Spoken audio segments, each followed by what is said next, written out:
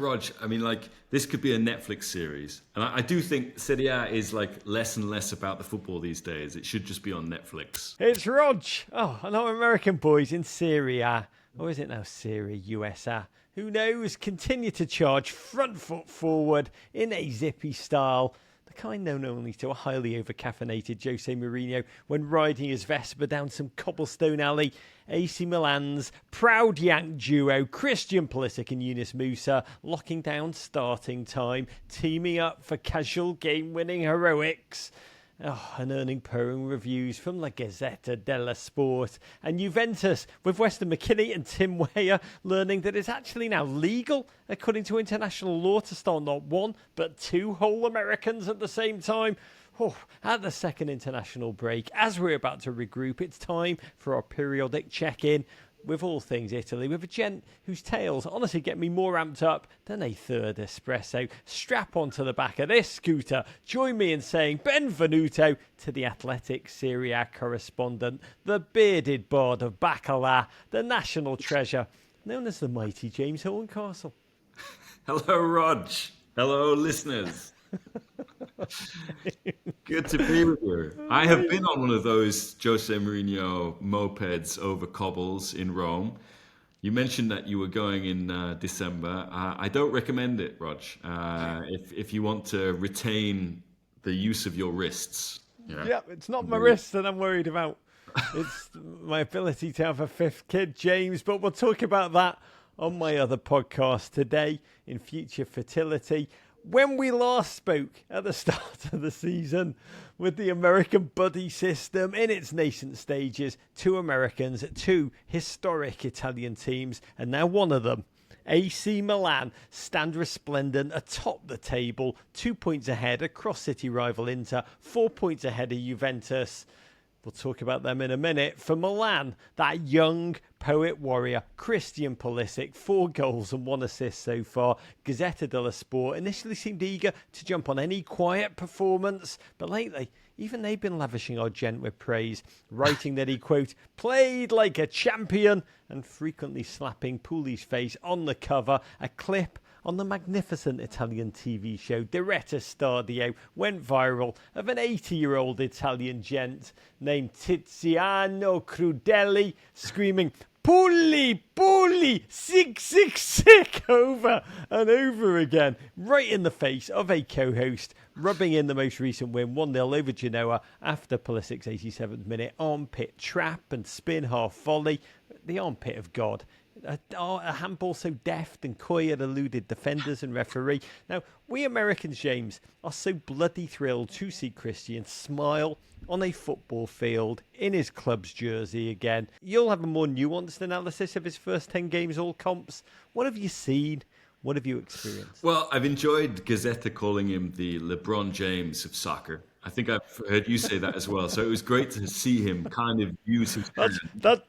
But just to be clear, I'm not claiming that one. I wish I could, but that was ripped off the great Porn Stars television show, and it's vaguely true. Just great to see him use his hand for that goal against Genoa.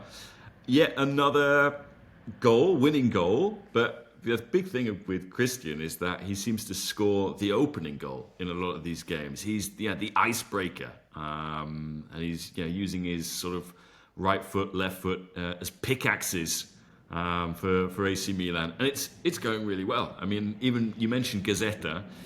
Yeah, if I were Gazzetta, I'd be like sort of sending out daily editions to sell in like Brooklyn or places in the States. They'd probably get bigger circulation there than they are in Italy right now, because one of the headlines was La Stella Ritrovata, which is like it's like rediscovering a star. Like, we're in one of those astronomy places where Adele plays in LA, looking for a star over Italy, and it's Christian Pulisic. We found him again, and there he is. So top scorer for AC Milan, not bad. I love that. I love all of this. By the way, Christian hates the nickname, and I think Gazzetta have used it. He hates the nickname Captain America. Just hates it.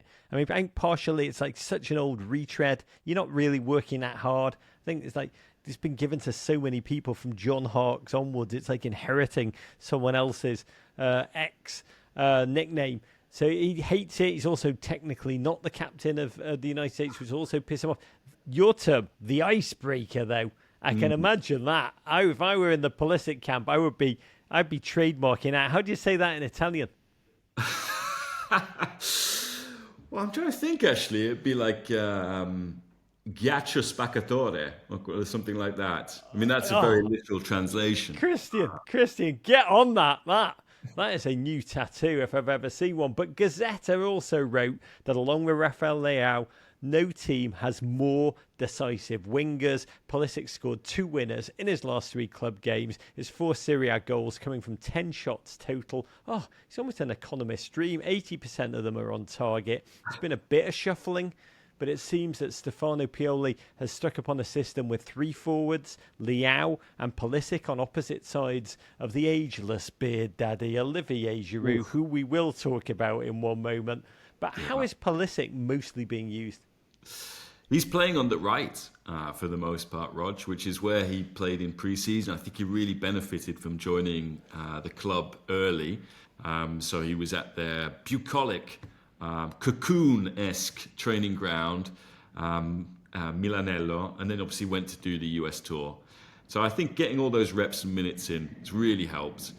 I think if you look at his games, he's started 8 of the 10 games in all competitions, which, considering he arrived with some question marks about his fitness, his durability, well, he seems to have proved all of those wrong so far. And, in addition to playing on the right-hand side, we've also seen him start on the left against Cagliari when Pioli decided to give Rafael Leao a break. There's not really been all that much that has got in the way of Pulisic. I think if you were to be critical, you could say that he's been a bit of a moments player. He's had the big moments, like that goal against Bologna on the opening day of the season, outside the box with his right foot. But these moments are decisive, and ultimately that's what AC Milan need. They need guys to break down these low blocks and get them the wins, and they've won every game apart from one, which, must say, was the very important one against Inter in the derby. I think, shall we gloss over that one, Rog? Yeah, we'll gloss over it for a second, but we will revert and stare. That just human darkness in the face in one moment. But you talk about Pulisic's goals. Each of them had a different kind of finish about it. Let's lean into it. Let's seize the moment. Rod's been a little hyperbolic, but he had the opener against Lazio September 30th in the Serie A game prior. For that one, he linked up with Leao, holding off his run until all defenders whizzed past. He was left unmarked pretty much on the penalty spot, cut back on a left-footed volley to set Milan on the way to a comfortable, ultimately 2-0 win. He's yet to score any in Serie A with his down-belows, which is his World Cup specialty, but he's scoring pretty much every other way so far, it seems. Yeah, and he's getting into the penalty area, which sounds like an obvious thing to do for a goal scorer. But over the last few years, Milan have not had a winger capable of doing that. They had a guy that used to deliver fridges around Turin called Junior Macias, who was right at the bottom of the football pyramid because he was delivering fridges in his spare time. And then they had this kind of strawberry blonde Belgian guy who just ran around like a headless chicken. And had Zlatan energy, and needed it. But none of these guys can do what Pulisic is doing, which is, if you look at quite a few of his goals, it's almost like what they say in Italy is like a walking penalty, on rigore in movimento, which is like, he's appearing around the penalty spot to just finish off moves. And he's been very, very adept at that. So it's probably been going as well as it possibly could. Young listeners, something to aspire to in life. When you're asked by your careers officer, what do you want to be? Tell them you want to be a walking penalty. God, I love that. And I aspire to make that my ultimate life goal. But his last strike in that 1-0 win over Genoa, we've got to celebrate it. I mean, it should be in the Smithsonian off a Yunus Musa cross. One of the wildest games Italian football has seen in quite some time. Ultimately, both goalkeepers sent off for the first time in 31 years of Serie A history. By the time AC Milan's Mike Maignan was ejected in stoppage time, Milan, oh my God, they'd used all their subs. Christian Pulisic actually offered to go in goal. Put me in, coach, you can imagine him saying. But Pioli opted to go for Giroud instead. He said afterwards, simply because he was the tallest player on the field, 6'4". I think he also said Pulisic was too short, which would not have gone down well in certain parts of Hershey, Pennsylvania. But big love to Giroud. He made a key save, tossing his body at a one-on-one, eyes closed, obviously protecting the asset, not in the face. I don't know how you say that in French, but I like to believe he screamed it as he made the save, holding on for a point. He was ultimately named in Serie A's Team of the Week at goalkeeper, and AC Milan immediately rolled out and then sold out of Giroud number 9 goalkeeper jerseys. I mean, World Cup winner, goal scorer, aftershave clad model, lust object the world over, and now, how many years like MacGyver, goalkeeper. This Giroud goalkeeper thing, it really has. It was a fascinating moment. It really struck a bloody chord, a global chord. I was trying to work out why it is. I think a mixture of his handsomeness, his willingness to stick that moneymaker in where the studs fly, all while turning his head, miming himself, shutting his eyes. You know, outfield players going in goal is always a thing. See Harry Kane, see Walker, see Jagielka. But this Giroud moment, it's borderline tantric, James. How do you understand it? Well, look, he's just a devilishly handsome guy. He made a goalkeeper jersey, which, frankly, Mike Maignan makes look good, but everything looks better with Giroud in it. He did that thing that I think every footballer who does not play in goal likes to do, which is set a wall for a free kick. You know, where you kind of stand at the post, you look like you really scrutinise something, you kind of tap your cleats on the post. Yes, always. That noise is so satisfying. Yeah, he nailed that. And yeah, I mean, you know, I was told that goalkeeper jerseys, I mean, they're not the best selling things, Rog. Doesn't matter how good your goalkeeper is, these things are really hard to flog. And yet, with Giroud in it, and the number 9 on the back, this thing, sales I think were in excess of 400% what they were before, which is maybe even bigger than shirt sales that Pulisic had when he joined. So, props to the commercial team at AC Milan. Props to Giroud for pulling on those gloves in the first place, and props to him for even taking the spotlight away from the strangest VIP, I suppose, that you could have at a Serie A game, or the one that was just like really incongruous, was Kanye West was at Marassi for that game, which was just bonkers in itself, only to be out bonkered by Giroud playing in goal, and then another goalkeeper being sent off trying to score against him. Kanye was in Genoa. He was, yeah.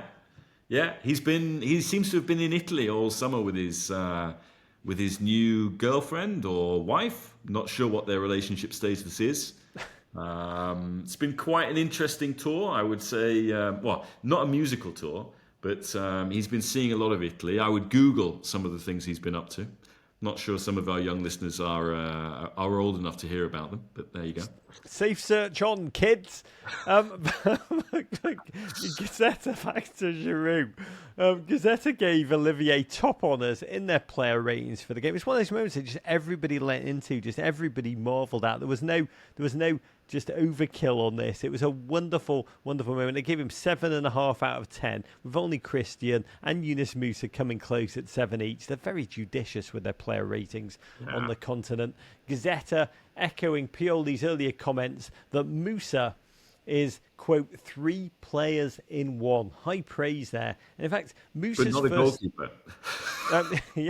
So is that a diss? You're saying, he thinks he can do everything. He can't. There's room to grow, Yunus. But God bless Yunus. He fills me with joy, this human being, this incredible spirit. His first start came at right wing back at Hellas Verona. He'd initially been expected to take some time to bed in. A lot of talk about how he'll be, eased in this first season, used almost exclusively as Ruben Loftus-Cheek's backup.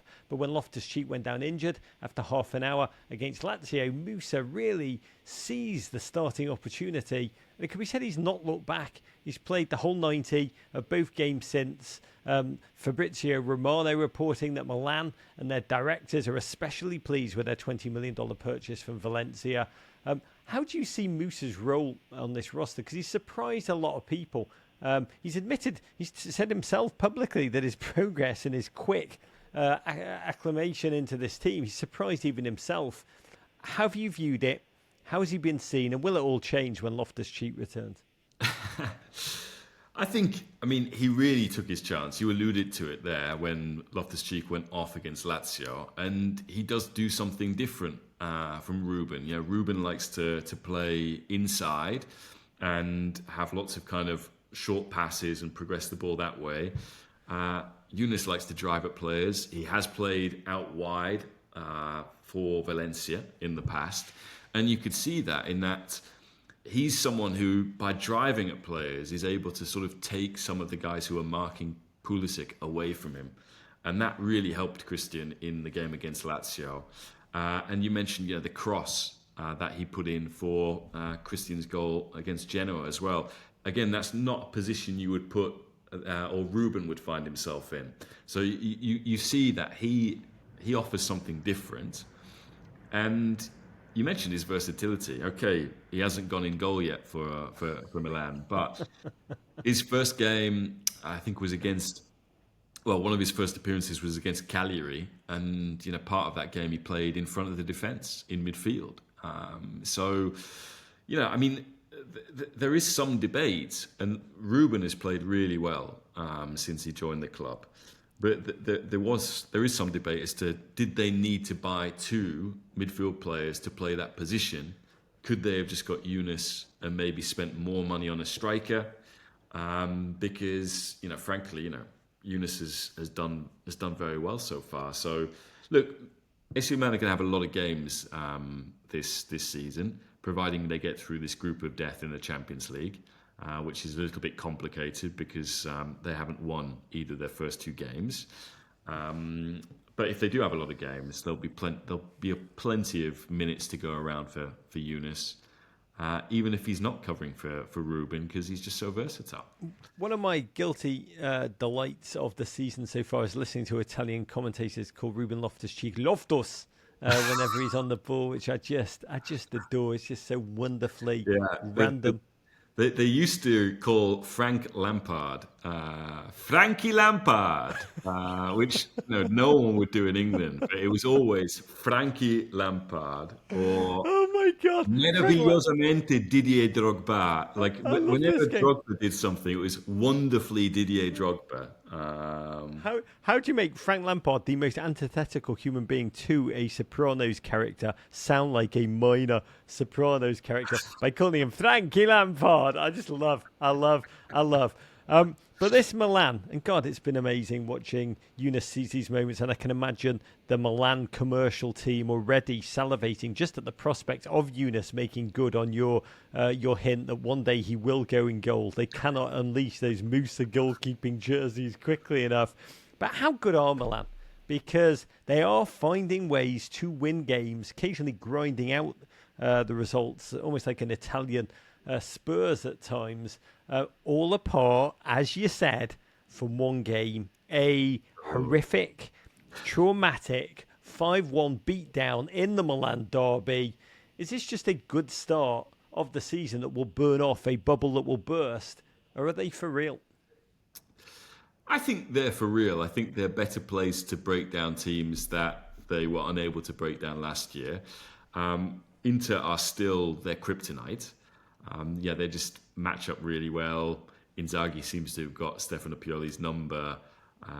But as a great Yugoslav coach in Italy once said, this guy Vujadin Boskov, who's like a sage, he's like a hermit living in a tree who would just like disperse wisdom all the time.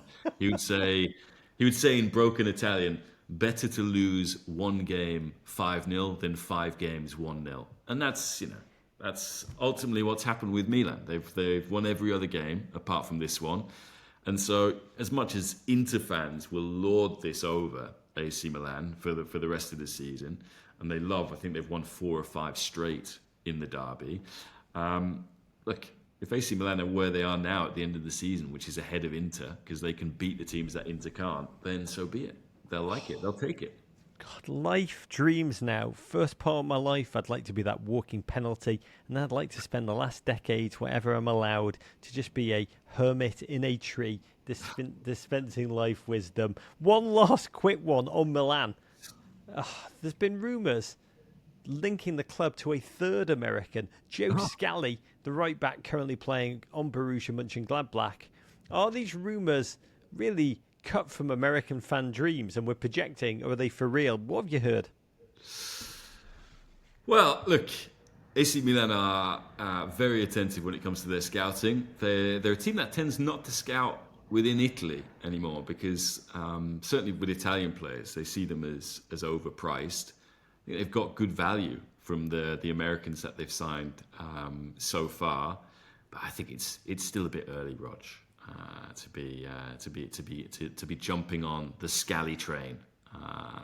But yeah, let's Frankie Lampard, Joey Scally, God, make it real. Up next for Milan, they welcome third place Juventus to San Siro this Sunday, 2:45 p.m. Eastern. Juve bringing two Americans of their very own. And initially, coach Massimiliano Allegri had been rotating Weston and Tim Weah at right wing back, never letting both see the light of day on that pitch together. But in the last match, the Derby della Mole against crosstown duffers Torino, he discovered, yes, I can play multiple Americans at the same time. Weston McKennie sliding further into midfield, Weah out wide, in a tactical switch that McKennie's father had suggested constantly on Twitter. God bless John McKennie, the ultimate soccer dad. Juve won 2-0, with Allegri praising the duo's interplay and cover for each other defensively whenever one would make a run. Will Allegri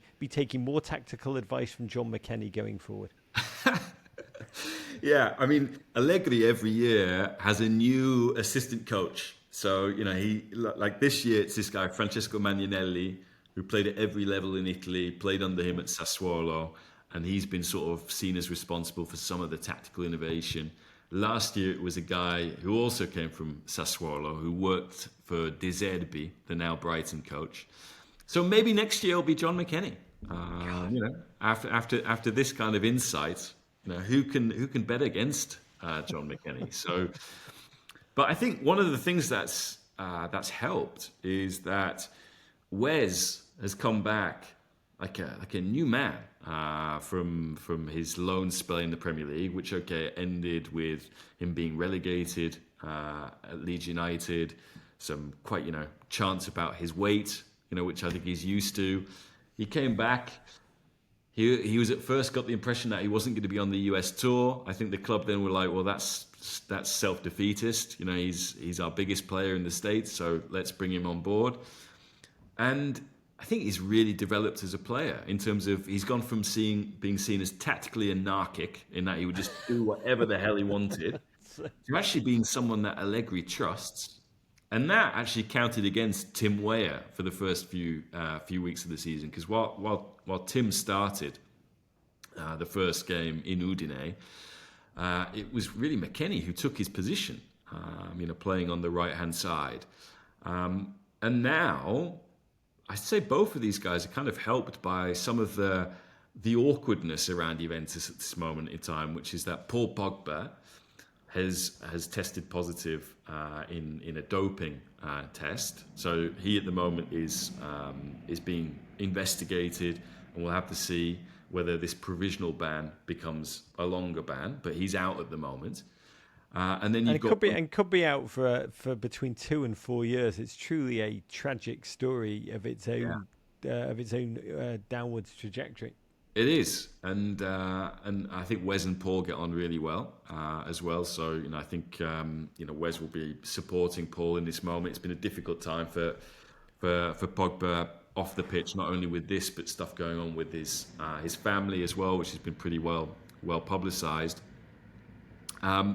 And then there's another player who has been suspended at Juventus, which is this young player, Nicola Fagioli, who was the Young Player of the Year in Serie A last season, who has just been banned for 7 months after entering a plea bargain. He was found to have violated Article 24 of the Italian Football Federation's Sporting Code, which means he bet on football. He did not bet on games involving his own teams, but young player undergoing treatment for a gambling addiction at the moment. And while you would never like to take advantage of someone's circumstances like that. At the moment, Juventus have slots in midfield where McKennie can play, and that means he's probably going to move out of playing on the right, and it means that Weah, who's needed a little bit more time to adapt than Wes, who's been in Italy for 3 years now. Maybe Weah will get more opportunities to start. So yeah, we could be seeing this double American tandem going on. It's hard to imagine this. It's not a resurgence. It's almost just a coming back to life, a resuscitation for Weston's career. I mean, this is like we've seen maybe Xhaka at Arsenal. The fans, just being completely down on the player and learning to reappreciate him.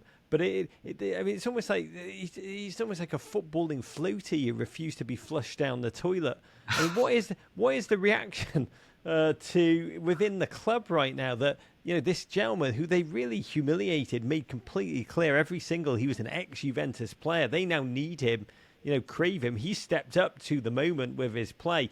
How are the fans kind of rationalising this complete switch from see you later to Wes, we love you and your coffee hating ways?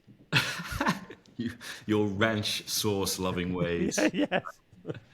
Yeah, I mean, you mentioned, the first coach that he had was Pirlo.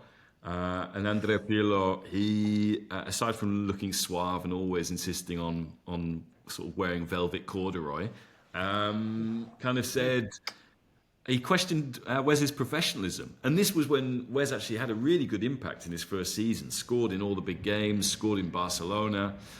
And as I mentioned before, there was this feeling that he was a little bit too indisciplined to play for these tactically fixated Italians like Allegri.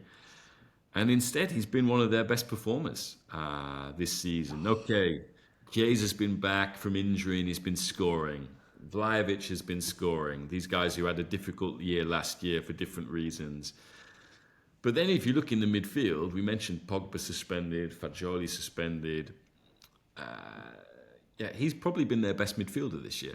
It's amazing. Tenacity. God bless. Perseverance. God bless. And I love that idea of just being a tactical anarchist. Just like, sorry, I don't do tactics. Philosophically, I'm a tactical anarchist. Yeah, the Tactical Anarchist's Handbook, written by Wes McKennie. Long live that spirit. A quick word on Tim Weah. He did admit that learning a new language, a new position, now essentially at right back full time, that it's taken some time for him to adjust and definitely taken him some time to crack the starting lineup. Still just 23 years old. How is his development progressing, and what do they say about his prospects and potential within Juve? I mean, the people who signed him for the club are still really excited by him because ultimately the idea behind Juventus' strategy in the transfer market was to make this team quicker, more dynamic. And so they brought back this guy, Andrea Cambiaso, who plays on the left, and they brought in Tim Weah on the right. And, Allegri, as much as he's a bit of a tactical chameleon, he changes system every 6 months, famous for changing his lineup every game for like 135 games. I could say 135,000, it'd probably still be accurate. Ultimately, it's quite tricky for new players. It's always been tricky for new players to come in and integrate immediately under Allegri. He was famous in his first spell at the club, and to give your listeners an idea, his first spell was ridiculously successful. He was there for 5 years. He won the league every year.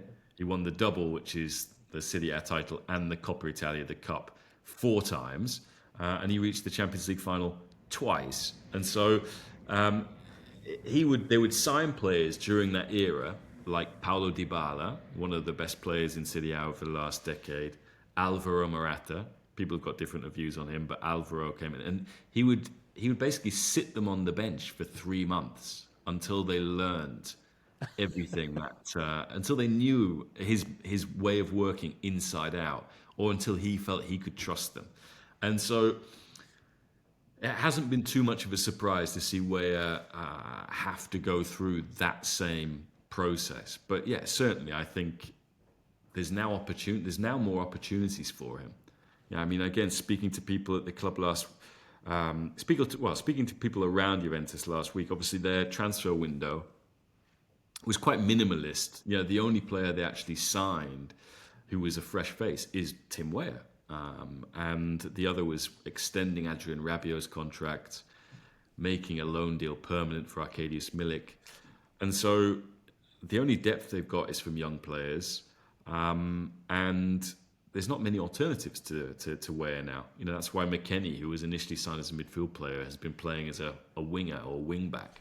But now that McKennie probably goes back to playing as a number 8, certainly Weah will have plenty of playing time between now and Christmas.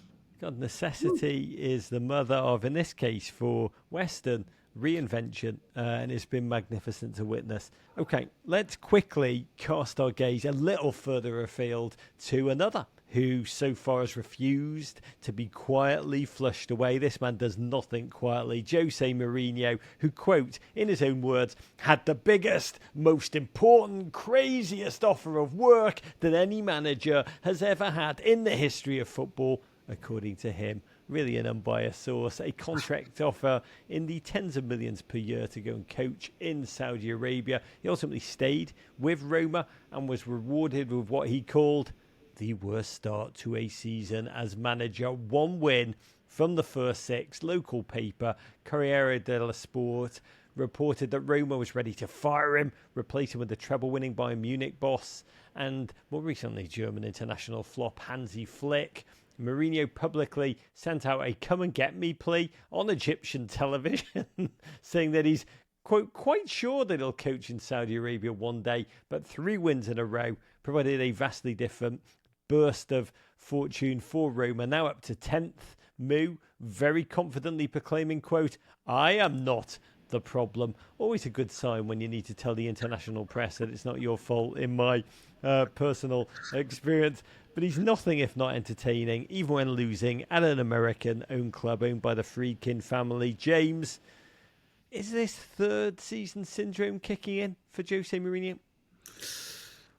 I mean, I think the club has done a lot in very straitened circumstances to try and give him a team that would be competitive and at the very least get into the top 4, which is what this team always used to do before the Friedkins took over. And you could say that they inherited a team that was coming off a couple of bad transfer windows with financial fair play problems coming. But to be honest, they aggravated these financial fair play problems by spending so much money in Jose's first year that now they can't really spend any money. So Mourinho will say, what have I got to work with here? And it's like, well, I'm sorry, but considering what we're paying you and all the money we paid in year 1 for all these players, you're going to have to make do with what you got. And what he's got isn't bad. They signed Lukaku, who is the MVP of the league a couple of years ago. I mean, let's talk about him. I mean, the way you're describing it is hilarious. It's like Mourinho opening a full fridge, being like, what am I meant to do with these scraps? How am I meant to cook with this?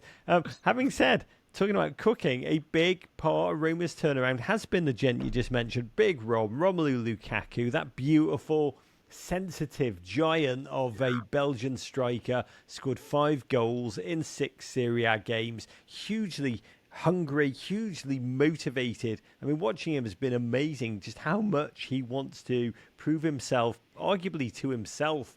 But a goal every 93 minutes, further 2 goals in 2 Europa League matches, scored 4 times across those last 3 wins. And Lukaku is one who turned down a Saudi Arabia move this summer as well, taking a pay cut to join Roma on loan from Chelsea, who reportedly added a $45 million release clause into his contract when they negotiated this loan deal, mere $75 million less than they brought him for. Oh, come back to Everton, Big Rob. But he's played for Inter now. He's flirted with Juventus, refuses to return to Chelsea. How are the Romans taking to their new striker? Still amazingly, just 30 years old, despite kind of having been around forever. Made his professional debut for Anderlecht when he was just 16 back in 2009. Are they loving him, or is he just seen as, an incredible goal scorer, but really connecting him to the teams that came before. Oh no, they love him. They as with Dybala, who is a 10, but is the kind of strike partner for Lukaku. Roma fans can't believe that these players are playing for Roma, which again sort of goes against all of Jose's sort of, well, what have I got to work with here? Only two of the MVPs from the last 5 years in Serie A, Jose. That's all. Slumming it again. And in fairness, like when Lukaku signed, it was sort of at the end of the transfer window because Rome were like, how are we going to do this? Like even on loan, the money that Chelsea are asking just to loan him, his wages, it really pushes us on the limit. But they got the deal done. Dan Friedkin personally flew Lukaku because he's got a pilot's license. He went from London, where he'd done the deal with Chelsea, to pick Lukaku up in Brussels, and then flew back to jubilant scenes in Rome, where people were complaining about the damage done to the cars that they parked at the airport in Rome because all these Roma fans were there going crazy for Lukaku. So I was there for his first game, where it was against Christian Pulisic's AC Milan. And there was this incredible sort of party, like unveiling. Yeah. Almost like, I don't know, like in a boxing match. I don't know. I saw some of the clips of this KSI Son of Fury kind of thing going on. It was like that. And yet someone turned to me and he was like, the Lukaku's on loan. Have you ever seen anyone on loan get this kind of a reception? Oh, don't be that person. Don't be a hater. Crazy. It was amazing, that game. You were there for it. I mean, they were bringing him on. He was like coaching the team from the sideline. He was doing the old Ronaldo from the sideline, coaching a team he would have only just met. He would have only maybe one training session, two. It was incredible to see this giant of a man so desperately eager to make an impact. Yeah, mad. And people thought he would not make an impact because he hadn't been training he had not been training with a team. He had not played any friendlies all summer. He arrived when the season had already started. And there's this kind of thinking in Italy that the bigger you are in terms of height, build, weight, whatever, the longer it takes for you to get up to speed. That's amazing. And instead Lukaku has proven all of that wrong. He's sort of surprise. Yeah. That phrenology, he's proved it all wrong. Yeah. So he's been great, and I think again this weekend, okay, you've got AC Milan against Juventus, big game, but you've also got Roma against Inter, and because of how things were left with Lukaku, where Inter basically said we wanted to sign Lukaku on a permanent basis. We called him, he ghosted us, and so we called it off. Lukaku, in this international break, says, if people knew what really went down with Inter, they would be shocked. So he hasn't come out and revealed his version yet, but in the meantime, all of these Inter fans, led by the Ultras, they said that they're going to buy 50,000 whistles so that they can all whistle them when he touches the ball. This is the kind of thing that's going on. So we don't know if Inter are going to win that game. We don't know if Rome are going to win that game. Every Italian football game, the one winner is big whistle, the whistle industry. God, you can be in tech. You can be in tech, people, but the old school businesses, the whistle industry, always thriving. Whistle stock is probably responsible for like Wall Street just like climbing at this moment. It is Big Whistle that runs the world. The whistle lobby. We've got to touch upon quickly another clinical, potent, effervescent striker in Serie A. Last season's top scorer, Victor Osimhen, 26 goals, powered Napoli to just that romantic, serially darling first title in 33 achingly long years, as well as the epic celebrations that some locals might probably still celebrating, although I'd say probably about 25% of Napoli, the hangover probably still rages. Osimhen, the man behind the Phantom of the Opera mask. He missed a penalty in the 0-0 draw at Bologna. The club You probably know this awful story, inexplicably, shamefully posted and then deleted a TikTok mocking Osimhen's penalty appeals and the miss. Osimhen actually deleted all the pictures of himself in a Napoli uniform from his Instagram. In response to that, Osimhen's agent publicly considered suing the club. Club issued a statement, one of those awful statements where you kind of acknowledge it without actually saying sorry. But they did fire a social media executive. Put that job title on my resume. Social media executive. In the 3 matches since, Napoli won a penalty in each. Osimhen took none of them, but he does appear to be back in business. Scored a penalty in the 3-1 loss to Fiorentina at the Stadio Diego Armando Maradona just before the international break. He's maintained his love, really messaged this carefully, messaging his love for the Napoli fans throughout all of this. But how does this whole squabble strain the relationship between star striker and club? It's been honestly insane to witness. Yeah, it's not great because again, Victor Osimhen is the current Serie A MVP. Actually no, that's his teammate Kvaratskhelia, because Serie A decided to split the vote and say we'll make Osimhen the striker of the year, and. Yeah, he became the first African player to be Capocannoniere, and he should be the face of the league at this moment in time. And yeah, he's just fantastic to watch with his go-go gadget limbs. He's just amazing. And so to offend your star player in this way, particularly when he's... For what?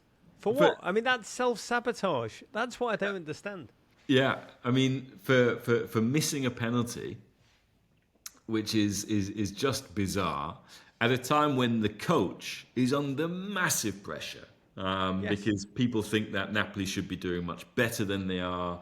They haven't really got over the fact that Luciano Spalletti, the predecessor of Rudi Garcia, who's now the coach, they haven't got over him leaving and going on sabbatical and then becoming the Italy coach. Because things move very quickly in Italy. And Osimhen, he will be going into the final year of his contract. So is there more behind it than just it's just TikTok? It's the parlance of TikTok. We laugh at our own players on TikTok. Victor just took it more seriously. Or is there wheels within wheels? Because normally in Italy, there's wheels within wheels, James. So... Some of the fans, Rog, have said, this is all a negotiating ploy in these contract talks that was supposed to have been settled by now. And basically they're trying to get some wriggle room, they being, this is the allegation, Osimhen and his agent, trying to basically maneuver or engineer something where they could justify leaving. But... if you actually look at those TikTok videos, particularly one of them, the one which depicts Osimhen as a coconut, is so offensive that you can completely understand that reaction from Victor Osimhen, regardless whether he's only got 18 months left on his contract, regardless of whether he's got 6 years on his contract. Ultimately, yes, a social media manager has paid the price for this post going up. But who really might pay the price for this is Napoli, because ultimately, if the player goes into the final year of his contract, they'll get less money for him if they have to sell him and he doesn't renew. So it could be a very costly decision. Victor's been very professional, turned up for training first and next day. He's been scoring goals in the meantime. Unfortunately, he's gone away for international duty with Nigeria, and now he's out injured for a month. And then he's going to have the African Cup of Nations in January. So Napoli are not going to see all that much of Osimhen. And in the meantime, poor Rudi Garcia, the new coach, has been really criticised. It looked like he was going to lose his job in the first. Yeah, by the way, not just lose his job. We talked about Rudi Garcia, I think, on your first appearance. He's probably the world's greatest coach / flamenco guitar player. He owns that category. And it is a bizarre situation. We do need to touch upon it. Tinkering owner, Aurelio De Laurentiis, kind of Naples Jerry Jones, proudly belligerent on the best of days. And now we're in a situation where he's publicly courting a new manager just a few short months after installing Rudy Garcia, except he's yet to fire poor Rudy. So far, former Chelsea Tottenham boss Antonio Conte, who notoriously gets along smoothly and harmoniously with any owner, he was courted, wooed, turned Napoli down ultimately. What is going on there? And is Garcia a dead man walking? Well, it feels that way. I mean, it must have been really awful for Garcia. The first few days of the international break, he thinks, I've just become a father again. Going to spend time with my newborn, with my wife. We're just going to relax for a few days. Picks up the newspaper. Oh, what? The owner's meeting Antonio Conte. Okay, that's not great. And then when Conte basically says, when I went to Spurs, I said that I should never take over a job when the season's already started. I'm not going to do that again. So De Laurentiis is like, okay, what do we do now?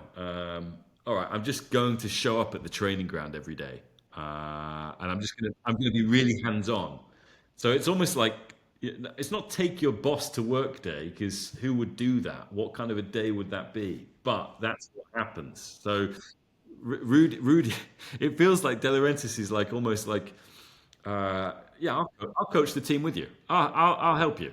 Poor Rudy, I imagine him on his own in an empty training ground, just noodling away at his flamenco guitar. Flamenco music is the music of suppression and suffering. Just imagine him kind of one leg up on his desk, his little guitar, doing a little flamenco version of Fast Car. Godspeed to you, Rudy Garcia, you tortured soul. We've got to finish, and you already mentioned it briefly when we're talking about Juventus, about another cloud hanging over Italian football.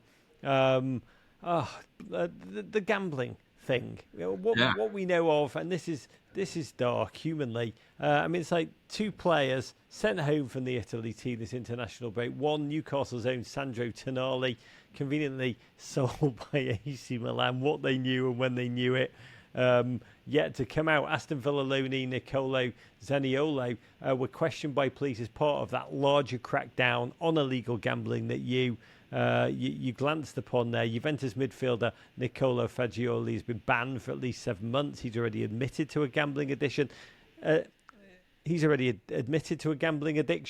in Italy, you need to know this, viewers, it's illegal to bet on most professional games, and it looks like Tonali could be headed for a similar punishment at least. What is going on? How widespread is it? Was it limited to just a few players, or is this a matter that is likely to spill just a sad, toxic mess over a real large catch net? So, Rog, this could be a Netflix series. And I do think Serie A is less and less about the football these days. It should just be on Netflix. It should be one of those top 10 trending documentaries on Netflix. Oh, the Rudy Garcia soundtrack's going to be just killer. and this, basically, what happens is the Turin Flying Squad, sounds dramatic. Sounds like a TV series itself, Turin Flying Squad. Is that the cops, or is that an ultra group? It's actually the cops, but it does sound like an ultra group. They launched this investigation into illegal betting platforms. Okay, because it is legal to bet on sport as long as you do it with bookies that are licensed in Italy. But if you do it with these illegal betting platforms, that's you're committing an offence there. But anyway. This Turin Flying Squad, not the ultras, the actual police, they have this investigation, and they're looking into the guys who are running these platforms, and they want to shut them down. And obviously, when you're looking into this, you come into you find out information about who's using these platforms, and some footballers have appeared in this investigation, even though the investigation is not football focused. And in the meantime, you have this paparazzo, right? A guy who used to take photos of celebrities and all that sort of thing. Very controversial character who makes Zlatan look very meek in his interviews. He gave an interview the other day saying that he's been through so much that he could throw himself out of the fourth floor window and he would still survive. This is quite remarkable. Anyway, he starts naming players, and so. There's been all this kind of Italian football's been on tenterhooks because I think even today he was like saying, "I'm going to name 3 more players." Okay, so God, he's really milking it. yeah, so obviously these players have like the presumption of innocence. There's an investigation ongoing. Let's hope they're able to clear their names, continue their careers, and if they do have a gambling addiction, like Nicola Fagioli's owned up to, they get the treatment. He is undergoing treatment for that, and let's hope he's able to come through this and have and return to his playing career. But the amazing thing is this Paparazzo basically said, my source, he's the uncle of a former Inter player from the kind of 2008-2010 era. And so naturally newspaper reporters like look through the Inter team from that era and they think, who could this be? And it led to an interview with Davide Santon. This guy used to play for Inter, used to play for Newcastle, used to play for Watford. And he had to basically come out and say, it's not my uncle, this guy. My uncle does not run a bookies. And it's like, well, what does he do then? And he's like, I'll tell you, he farms clams. So if anyone loves spaghetti alle vongole, it's probably because Davide Santon's uncle is doing that. He's a perfectly legit guy doing that. So is that a euphemism within the world of crime? He's a clam fisher. Oh. Yeah. So I don't know, Rog, but I imagine Uncle Santon's clams are fine clams. Oh, it's like Bubba Gump shrimp. Santon's clams are the stuff of legend, and I do love how even in this truly, truly dark stuff, this is really an awful moment for so many in Italian football. There's still a ray of joy. Godspeed. And spaghetti alla vongole. Great dish. Having a moment. Godspeed to all clam fishers who are viewing. James, I've got to tell you, it is always a boon to my life, to my mental health to talk to you. The world just seems so just joyous, rich, meaningful, multi-layered and delightful when we all get the chance to see it and hear it from your eyes and your mouth. Don't take it for granted. It's incredible. We will catch up later in the season to find out how everyone is getting along in Italy. Until then, really, thank you, you beautiful human being, and arrivederci. Pleasure.